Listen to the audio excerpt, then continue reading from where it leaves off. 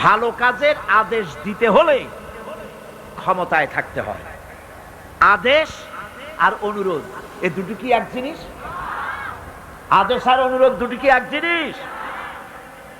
আদেশ দিতে গেলে আদেশের জায়গায় পৌঁছাতে হয়।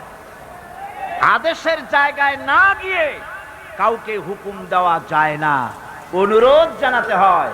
গভর্নমেন্টের কাছে বিনীতভাবে অনুরোধ জানাই, সিনেমার অশ্লীলতার জ্বালায় টিকতে পারি না, রমজান মুবারক এসেছে, এই অশ্লীল সিনেমার ছবি নামায় ফেলা হোক, বিনীতভাবে অনুরোধ জানাই। এটা হলো অনুরোধ।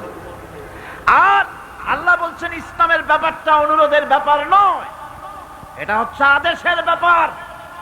ক্ষমতায় এমন লোক পাঠাতে হবে যে রমজান মাস এলে বলে অর্ডার দেবে, সিনেমার সমস্ত ছবি আর গান বন্ধ করে দাও। হোটেলের কোনো দরজা খোলা থাকতে পারবে না, কোন খাবারের দোকান মুসলমানদের খোলা থাকতে পারবে না। এটা হচ্ছে অর্ডারের কাজ।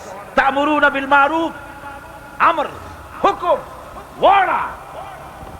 অনুরোধ করে হয় না, এটা আদেশ দেওয়ার মাকামে যেতে হয়।